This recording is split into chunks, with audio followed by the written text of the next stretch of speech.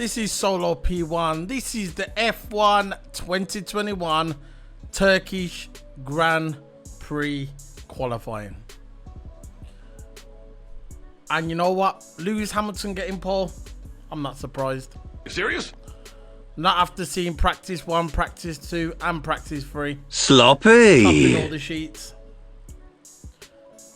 In practice 2, it was a second faster than Max Verstappen. Red Bull coming up short, not getting the balance of the car right. They've been struggling with the balance all weekend. They couldn't really analyze it properly. They just guessed the setup and they guessed it wrong. Mercedes, Lewis Hamilton, Valtteri Bottas have nailed qualifying. This is the perfect qualifying result they could have wished for. But we all know Lewis Hamilton has to take that 10th place grid penalty to change the not the full unit, but partly. But the reason why they chose this track to do so, because they know this track is very, very, very easy for taking over. Most of the drivers said it.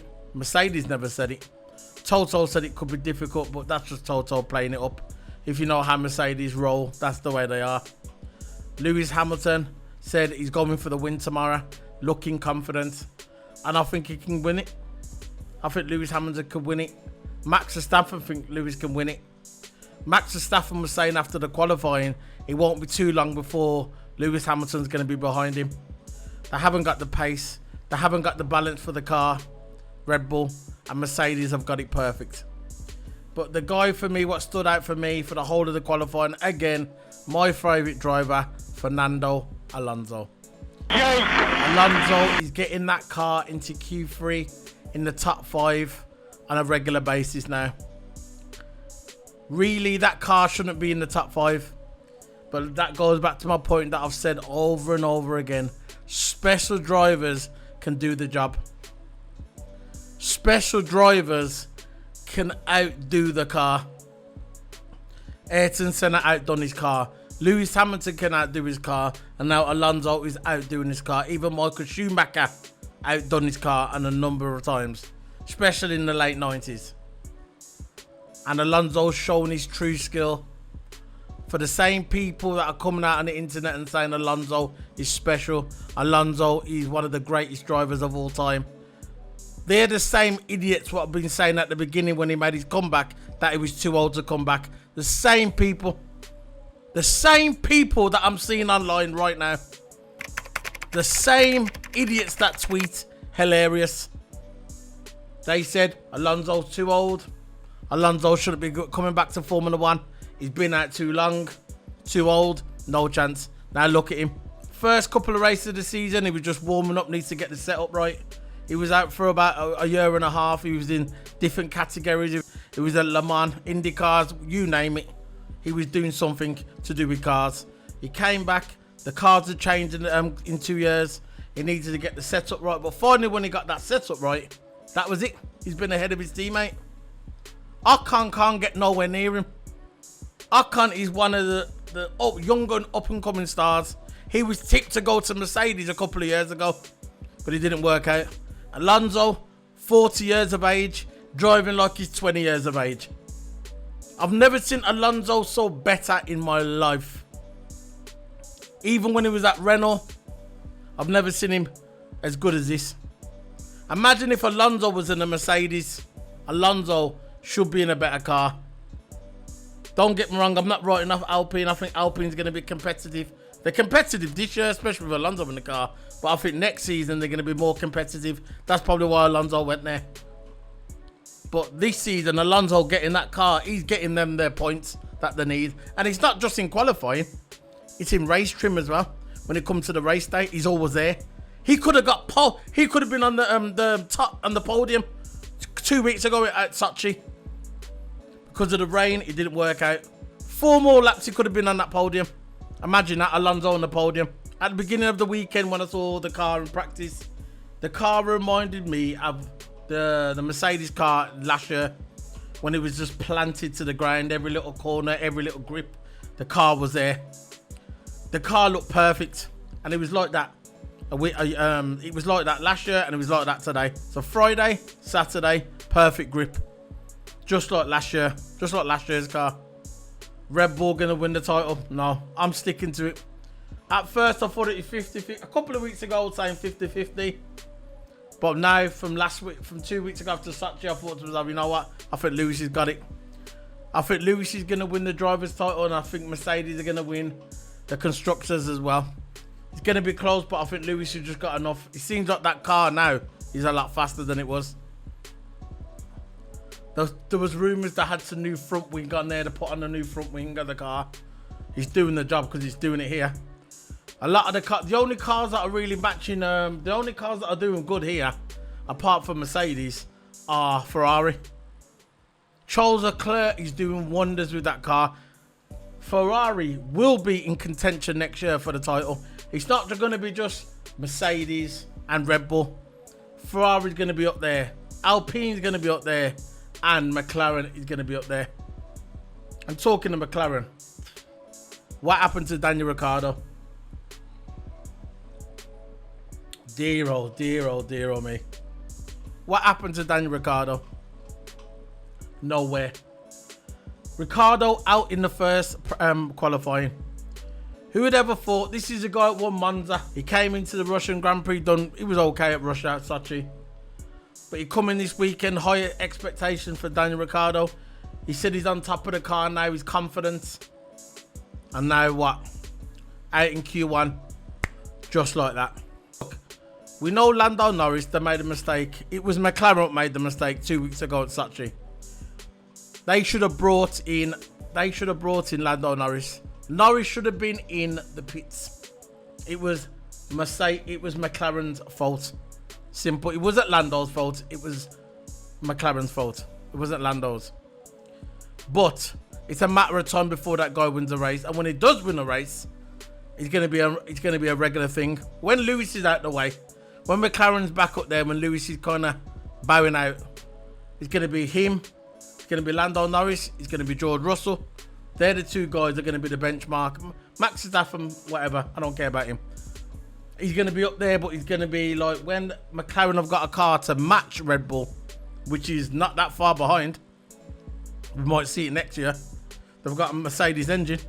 They've got two good drivers, especially Lando Norris. Lando Norris is going to be the benchmark for McLaren. The benchmark is not going to be Daniel Ricciardo. It's going to be Lando Norris. And you just got to face the fact. I know there's a lot of Ricciardo fans out there, but you just got to face the fact that's the way it's going to be. You had Q1, Hamilton, fastest lap straight away. Hamilton got the fastest lap in Q3, Q1, Q2, Q3. He got the fastest lap in practice 1, 2, and 3 as well. So Hamilton, no, not practice 3. Practice 3, I think he only ran twice because it was rain. I think he might have been saving the new power unit. But in practice 1, practice 2, Q1, Q2, Q3, Hamilton was the fastest. So Hamilton, when he got Q1, got the fastest lap. I wasn't surprised. Second was Max Verstappen, and third was Pierre Gasly. So I was thinking to myself, if Pierre Gasly, the way he was driving through his qualifying sessions, I thought maybe he could probably go even faster than Max Verstappen. Because Pierre Gasly was brilliant in practice, and he was brilliant in qualifying as well. Pierre Gasly's got a point to prove. He's fucking angry.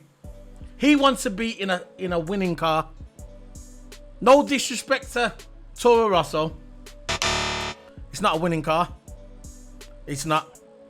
It's a good car. It's a Red Bull Junior car, because that's what it is. Pierre Gasly's got a point to prove. He wants to win. He wants to get poles. He wants to win races.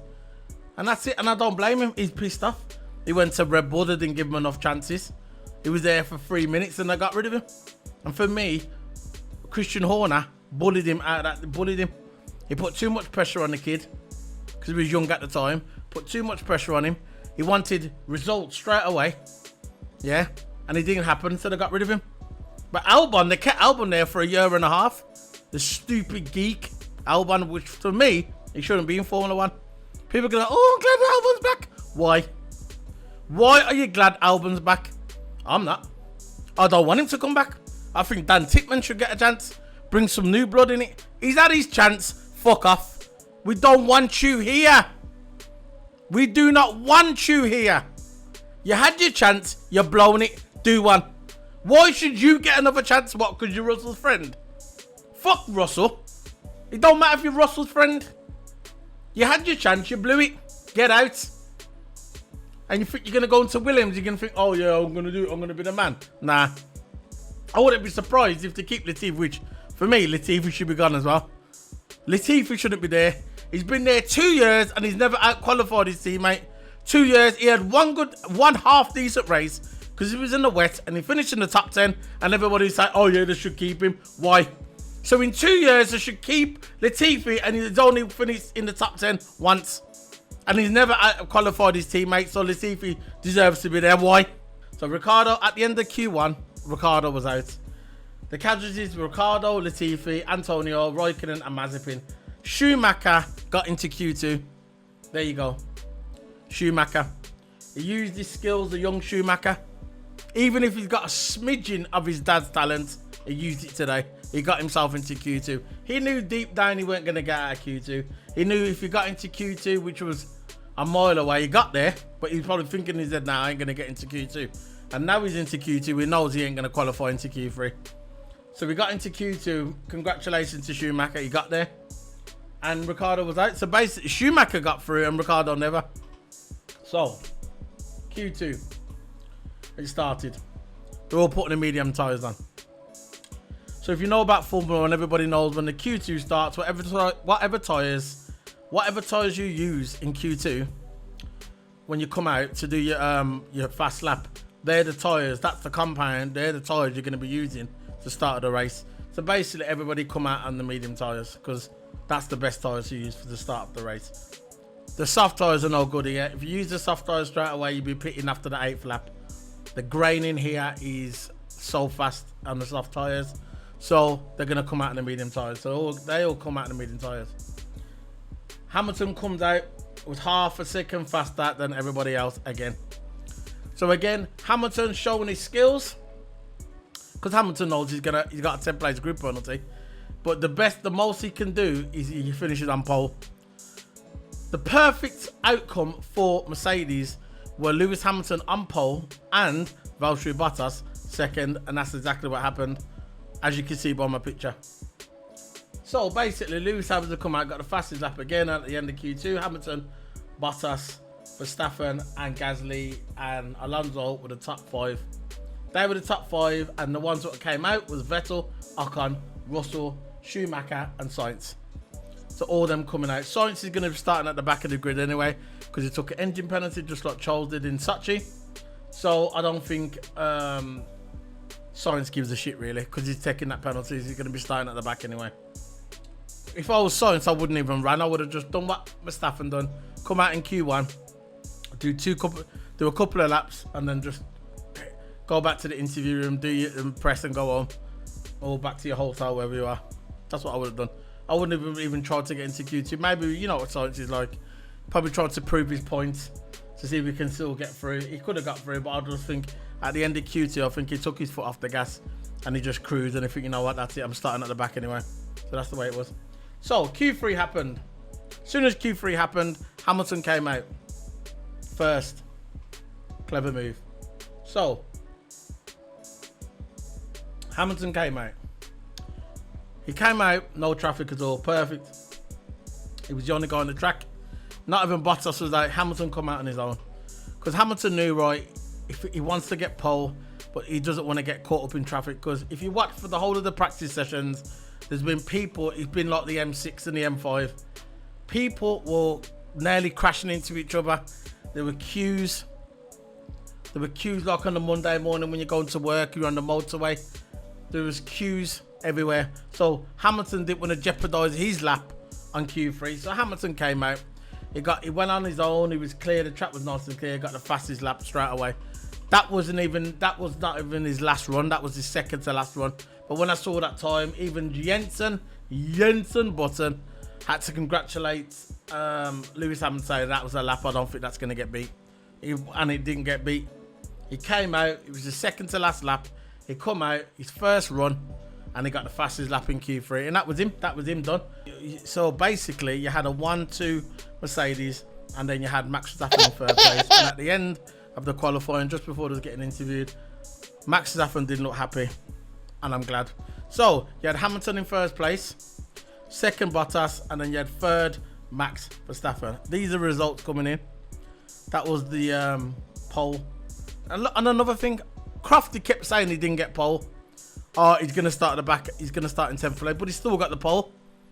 At the end of the qualifying, he was showing the tyre. He took a picture. He still cancelled the pole. Now maybe tomorrow he's not gonna start on the front grid, but he still got the pole because he got the fastest lap. His fastest lap doesn't get deleted. It doesn't get deleted.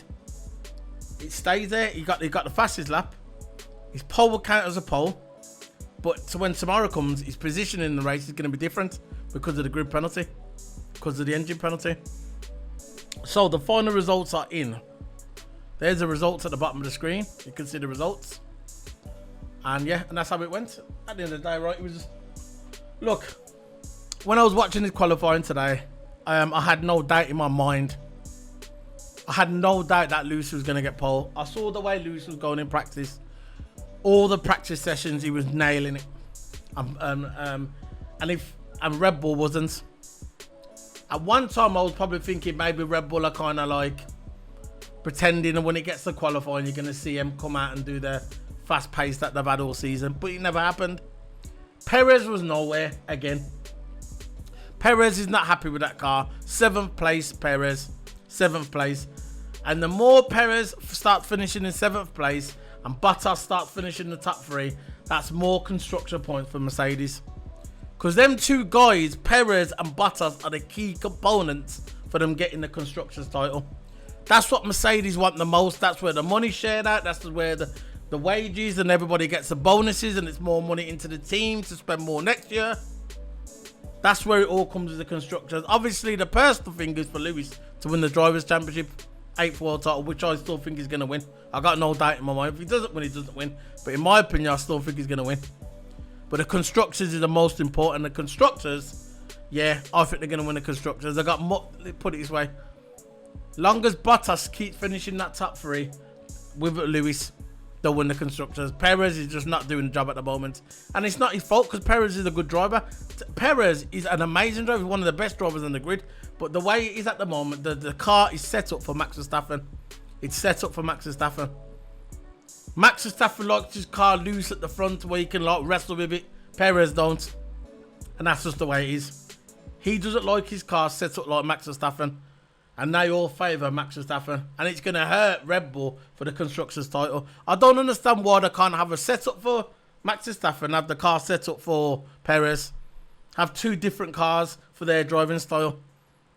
Because if they'd done that, maybe they'd have more points on the table for the Constructors. But what it is, it's all about Max Verstappen. And that's where, to me, Red Bull are going to lose out in the Constructors title. That's the end of the review, man. So, I'll be back tomorrow. I'll be doing the race day review. I'll be doing the live timings again. So if you want to look on my YouTube channel for that, I'll be doing live race day timings on my YouTube and on my Twitch as well. All the links will be in the description below. So that's it, man. This is Solo P1 signing out. Sorry it was a little bit short. I just thought there was nothing really to talk about. Except for Alonso is the fucking man. Don't forget to hit the subscribe button. This is the links right there. Solo P1 YouTube and my Twitch channel as well. And my Twitter. There's my Twitch. Now that's my Twitter. With me, with Ted Gravitz.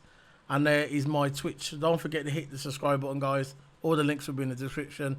All the links will be in the description below. This is Solo P1 signing out F121 Turkish Grand Prix qualifying review.